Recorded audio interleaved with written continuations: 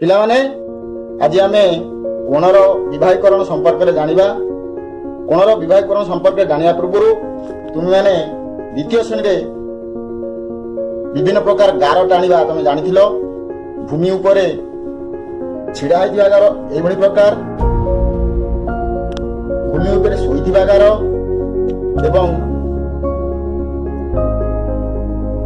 ତେରଛା ଗାର এইভাবে প্রকার এবং এইভাবে প্রকার শিখিকি তুমি মানে আসিছ।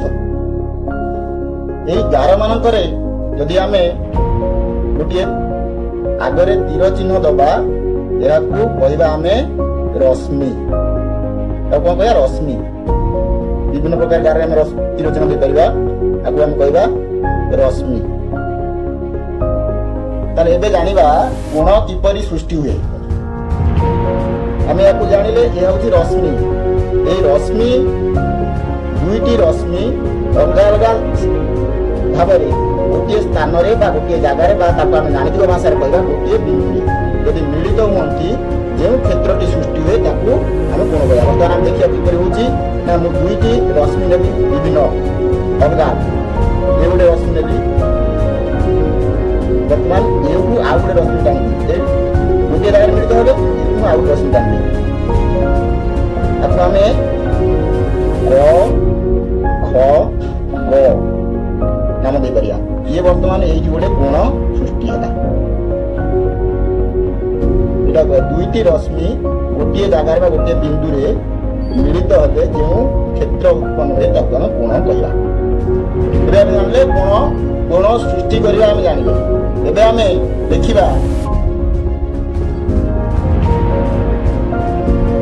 ଏବେ ଆମେ ଜାଣିଲେ ଯେ କୋଣ କିପରି ସୃଷ୍ଟି ହୁଏ ବା ଦୁଇଟି ରଶ୍ମି ଗୋଟିଏ ବିନ୍ଦୁରେ ମିଳିତ ହେଲେ ଆମେ ତାକୁ ସେଠି ଗୋଟେ କୋଣ ସୃଷ୍ଟି ହୁଏ। ବର୍ତ୍ତମାନ ଦେଖିବା ଦିଆସିଲି କାଠିରେ କିପରି ଆମେ କୋଣ କରିବା। এই ଦିଆସିଲି କାଠି ହେଉଛି ଗୋଟେ ନା ରଶ୍ମିର ପ୍ରତୀକ। ଏ ଯେଉଁ ବାରୁଦ କଲଟି ଅଛି ତା ତୀର ଚିହ୍ନ ସୃଷ୍ଟି ହେଉଛି ଏବଂ ଏ ଗୋଟେ ନା ରଶ୍ମି। ବର୍ତ୍ତମାନ ଦେଖିବା ଦିଆସିଲି କାଠିରେ ଗୋଟେ ନା କୋଣ ସୃଷ୍ଟି କରିବା। ଦେଖିବା ଦୁଇଟା ଦିଆସିଲି କାଠି ବର୍ତ୍ତମାନ ଯୋଡ଼ିଲି, ଇଏ ଗୋଟେ ପ୍ରକାର କୋଣ ସୃଷ୍ଟି ହେଲା।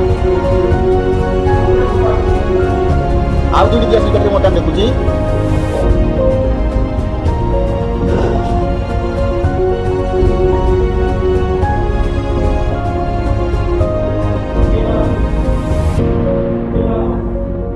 ଇଏ ଗୋଟେ କୋଣ ସୃଷ୍ଟି ହେଲା। ଆଉ ଗୋଟେ ଦିଆସିଲି କାଠିରେ ବର୍ତ୍ତମାନ ଦେଖିବା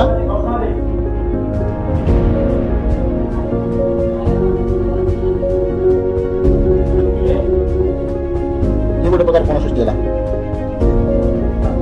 ବର୍ତ୍ତମାନ ଦେଖିଲେ ଆମେ ଦିଆସିଲି କୋଣରେ ବିଭିନ୍ନ ପ୍ରକାର ତିନୋଟି କୋଣ ପାଇଲେ। ଏ କୋଣ ତିନିଟା ଆଙ୍କ କିନ୍ତୁ ସମାନ ନୁହେଁ। ଏଠି ବର୍ତ୍ତମାନ କୋଣଟି ଦେଖିବା ଯେ ଭୂମି ଉପରେ ଶୋଇଥିବା ଗୋଟିଏ ଗାର ସହିତ ଭୂମି ଉପରେ ଲମ୍ବ ଭାବରେ ଛିଡ଼ା ହୋଇଥିବା ଗାର ସହିତ ସମ୍ପୃକ୍ତ ହୋଇ ଗୋଟିଏ କୋଣ ସୃଷ୍ଟି କରିଛି।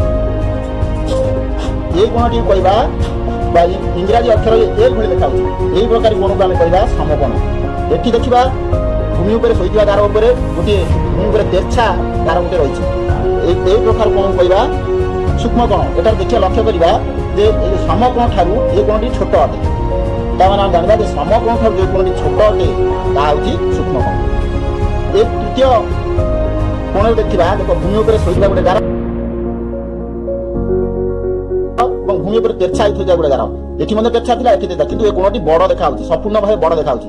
ଇଏ ସମକୋଣ ଠାରୁ ବଡ଼, ସୂକ୍ଷ୍ମ କୋଣ ଠାରୁ ମଧ୍ୟ ବଡ଼। ତେଣୁକରି ସମକୋଣ ଠାରୁ ଯେଉଁ କୋଣଟି ବଡ଼ ତାହାକୁ ସ୍ଥୂଳ କୋଣ କହିବା। ଏବେ ଆମେ ତିନି ପ୍ରକାର କୋଣ ପାଇଲେ, ଗୋଟେ ସମକୋଣ, ଗୋଟେ ସୂକ୍ଷ୍ମ କୋଣ, ଗୋଟେ ସ୍ଥୂଳ କୋଣ। ଆଉ ଗୋଟେ କୋଣ ଅଛି ସରଳ କୋଣ, ତା ତୁମେ ଉପର ଶ୍ରେଣୀ ଗଲେ ଜାଣିବ। ଆମ ହାତରେ କଉଣିରେ ସୃଷ୍ଟି ହେଉଥିବା ବିଭିନ୍ନ ପ୍ରକାର କୋଣ। ବର୍ତ୍ତମାନ ଦେଖ ଇଏ ହେଉଛି ସମକୋଣ, এইটা হচ্ছে স্থূল কোণ। এমনি যদি করদেবা ইয়ে হচ্ছে সূক্ষ্ম কোণ। এবে দেখিলে আমি হাতরে সমকোণ, সূক্ষ্ম কোণ ও স্থূল কোণ।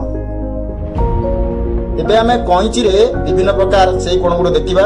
কইঁচি যদি খোলিদেবা এটি খোলিলে ইয়ে হচ্ছে বর্তমান কেউ প্রকার কোণ সৃষ্টি হলা না, এটা গোটে সূক্ষ্ম কোণ সৃষ্টি হলা। এই কোণটি সূক্ষ্ম কোণ। যদি আমি আউ টিকে চৌড়া করদেবা বর্তমান ইয়ে সিধা ভাবে চালি যাইলা, ইয়ে হচ্ছে ইংরাজী অক্ষর এল ভଳି দেখা হচ্ছে। বর্তমান ইয়ে হয়ে গলা সমকোণ। আউ টিকে যদি আমি বড়াই দেবা বর্তমান ইয়ে হয়ে গলা স্থূল কোণ। ବର୍ତ୍ତମାନ ଆମେ କଇଁଚିରେ ଦେଖିଲେ ସମକୋଣ, ସୂକ୍ଷ୍ମକୋଣ ଓ ସ୍ଥୂଳକୋଣ। ଏବେ ଆମେ କଇଁଚିରେ ବିଭିନ୍ନ ପ୍ରକାର ସେଇ କୋଣ ଗୁଡ଼ିକ ଦେଖିବା। କଇଁଚିକୁ ଯଦି ଖୋଲିଦେବା, ଏତିକି ଖୋଲିଲେ ଇଏ ହେଉଛି ବର୍ତ୍ତମାନ କେଉଁ ପ୍ରକାର କୋଣ ସୃଷ୍ଟି ହେଲା ନା ଏଇଟା ଗୋଟେ ସୂକ୍ଷ୍ମ କୋଣ ସୃଷ୍ଟି ହେଲା। ଏଇ କୋଣଟି ସୂକ୍ଷ୍ମ କୋଣ। ଯଦି ଆମେ ଆଉ ଟିକେ ଚଉଡ଼ା କରିଦେବା, ବର୍ତ୍ତମାନ ଇଏ ସିଧା ଭାବରେ ଚାଲିଯାଇଲା। ଇଏ ହେଉଛି ଇଂରାଜୀ ଅକ୍ଷର ଏଲ୍ ଭଳି ଦେଖାଯାଉଛି। ବର୍ତ୍ତମାନ ଇଏ ହେଇଗଲା ସମକୋଣ। ଆଉ ଟିକେ ଯଦି ଆମେ ବଢେଇ ଦେବା, ବର୍ତ୍ତମାନ ଇଏ ହେଇଗଲା ସ୍ଥୂଳକୋଣ। ବର୍ତ୍ତମାନ ଆମେ କଇଁଚିରେ ଦେଖିଲେ ଶୂନ୍ୟ ପ୍ରକାର କୋଣ ସୃଷ୍ଟି ହୁଏ। ଦେଖିବା, ଏ ଗୋଟେ ସୂତା, ବର୍ତ୍ତମାନ ଗୋଟିକିଆ ସୂତା ଗୋଟେ ଅଛି। ତାକୁ ଦୁଇ ମୁଣ୍ଡକୁ ଆମେ ଯୋଡ଼ିଦେବା, ଗୋଟେ ଗଣ୍ଠି ସାହାଯ୍ୟରେ ଯୋଡ଼ିଦେବା।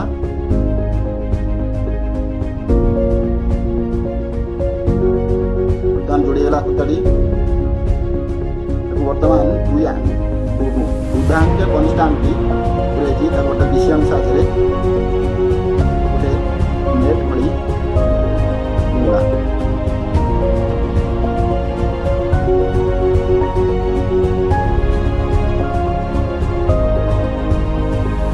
ବର୍ତ୍ତମାନ ଏ ବିଭିନ୍ନ ପ୍ରକାର କୋଣ ସୃଷ୍ଟି ହେଲା। ଏଥିରେ ଆମେ ସୂକ୍ଷ୍ମ କୋଣ, ସ୍ଥୂଳ କୋଣ ଓ ସମକୋଣ ମଧ୍ୟ ପାଇପାରିବା।